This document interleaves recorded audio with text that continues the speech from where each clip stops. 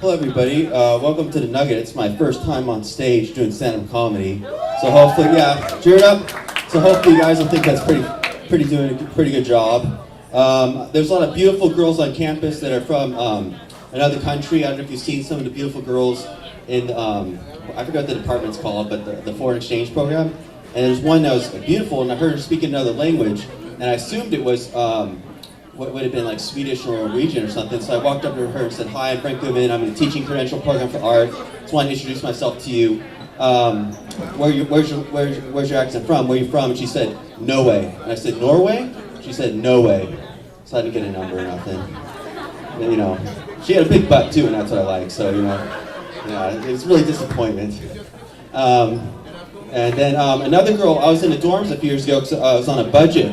And in the dorms, I was like the older guy there. And I was like 31, everybody's like 18. But there's a handful of them that are really beautiful. And like, you know, just as they're younger doesn't mean they're not very attractive women. And one of them I had seen and flirted with for a while and didn't get anywhere with. And then I saw her this last year at the start of the semester on campus. And I said, "Hey, it's good to see you. How's it going?" She said, "Oh, I want to tell you that I love you." I said, "Really? Wow, I've had a crush on you like for the last few years. I'm really glad to hear that." She said, "Yeah, I'd love for you to move to Alaska." You know, so I was like, oh man, you know. I didn't get her number either. I was really disappointed about that. I was really surprised. Yeah. So she only goes out with basketball players. So what can you do? I don't know why when I tried out for the rugby team, when I told them I was a home economics major and I was working on making a 7-patch quilt, that they didn't want me to come back next time. So I don't know, you know, I tried to play with them, but then I kept on telling them in between the breaks when they're taking the Gatorade breaks about how great Amish quilts are, and then by the time that they wanted, no one would pass me the ball. You know, it really sucked. Those guys are like pretty sheltered, I think, for, you know, being bigoted about sewing. Who cares if I like to sew? It's fun. It's called stitch and bitch or whatever. I mean, I'm the only guy there, but I have a great time, and everybody has husbands. You know that one girl who's actually very pretty in the stitch and bitch thing? Her husband, Mark, is a real jerk. You know, that guy really needs to work on his listening skills. He doesn't listen to anything Margaret says, no matter what she's talking about. He's always watching the game. Such a jerk, that guy. So, luckily I pay attention to everything she says until, like, I say, "Stop following me into the car, Margaret. I gotta get home. Go back to your jerk husband. I gotta get home. I gotta get some sleep. It's 3 a.m. in the morning. Been talking the last 8 hours. So, anyways, what else can I talk about? I'm one of the few people on campus that has an infatuation of miniature horses. So everybody knows me. I know like big butts on girls and miniature horses, which usually is a weird combination. Because if you ever go and talk to some beautiful model on Facebook, I don't know if you guys have ever done this, but I go and try to flirt with beautiful models on Facebook. You have? Yeah, and if you mentioned, a lot of guys just go right into sexual harassment, like I want to touch your breasts, I want to touch your boobs. It's like, no, that's not what I'm doing. A lot of guys get mean, say you're a whore, you're a jerk, you're a garbage woman, and they get really nasty. That's not what I do, because they're my heroes, my role models. I don't really look at them that way. So what I do is I just talk about miniature horses and pet therapy, where you can bring a miniature horse to an old age home, make everybody smile, send them links on that, to websites on that. And I don't get blocked or deleted right away, but I will get blocked or deleted. But then they cyber stalk me and spy on me, and people say, well, I ask people, because I sometimes lack social skills, I'm socially fearless but socially awkward.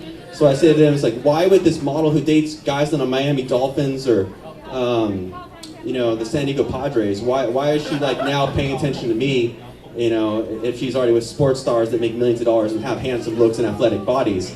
And they say, because you're more interesting than he is. It's like, okay, I'll take that as a compliment, but it's kind of weird because the secret, I guess, to getting a famous model and rap videos to pay attention to is talk about irreverent stuff like you know them, but then they will end up hating you after 2 months of it, so you have to like know how to kind of like, you know, not cross the line, I guess. And that's not a joke, that's real life. So, sadly. Yeah, you wonder why all these girls from Norway all of a sudden like, you know, no way, and that wasn't real life, but close to it. I've been told by people that I'm not supposed to go, if a girl in a salsa dancing class who I meet on campus tells me to go find her and to hit on her in her class, she says, let's go on a date, find me your salsa dancing class at the gym. I've been told it happens so many times that I go there and they get mean at me, that I'm not supposed to do it anymore. So now if a girl tells me she likes salsa dancing, hey, come by my salsa dancing class, then we'll go on a date. I was like, oh, I've already got 3 strikes on that one. Each one freaked out at me, became a total bitch when I showed up there, so they couldn't give me her number. And then she took out her cell phone and started texting. It's kind of like, I think this is a clue that she's very hostile and probably wouldn't be a good girlfriend to begin with. But the bad part was that she had a real beautiful face and nice ass.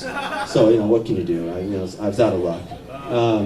So what else I can talk about? Okay, I do horseback riding, and I don't really look the part. I like ceramics art. I do horseback riding. I always wanted to do stand-up comedy, so I feel really good that I'm doing so well my first time out. It's just like I'm like a natural, so I don't know. It's like, okay, I'll take it, I'll take it. Let's see what else I can talk about. Oh yeah, with ceramics, you're not supposed to make art about bikini models and write their name in it, and then send them a link to that. They won't be very thrilled. So, but that's a big no-no. Just make coffee mugs about grandma, grandpa. Don't let your favorite Sports Illustrated models know you make art about them. What else? Oh yeah, with horseback riding. I do horseback riding, and once a week, and I'm actually getting pretty good at it. Not where I can't do the thing where I can stand up and surf on a horse. I'm not that level yet. Nothing like circus style. I'm not like, floating like this. You can see that at the horse show, but those people have been doing it since they're 5 years old. I've only been doing it since age 32. And so it's not your typical 30-year-old that will go and say, hey, I think I'll try hip-hop dancing and horseback riding in my early 30s, but that's exactly what I did. When I go to the hip-hop dance convention, you have to sign a waiver that says if you get attacked or killed, it's not their fault.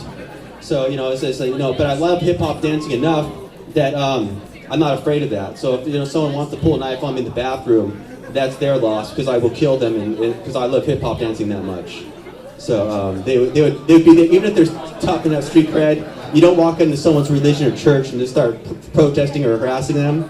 So hip hop dance convention and the LA Festival of Books convention is pretty much my church sanctuary. So it'd be the wrong place to pull a knife on me, I think. But I signed the waiver, no problem. Sure, go ahead. I'm not afraid of it. And then with horseback riding, during the summer I fell off my horse. And I was up here, and all of a sudden I was on a pad, so instead of a saddle on a pad, and I fell, and the ground was pretty much as hard as concrete, because it's all solid dirt, and it was the greatest thing that happened in the last year. If you fall off your horse, even horseback riding is the greatest thing in the world. You feel like you're in pain for a whole week, and actually that's something that people post about my favorite bikini models on YouTube. The ones I'm friends with, I'll see what the guys write, and they say, after having sex with you, I won't be able to walk for a whole week. My back will be out so bad.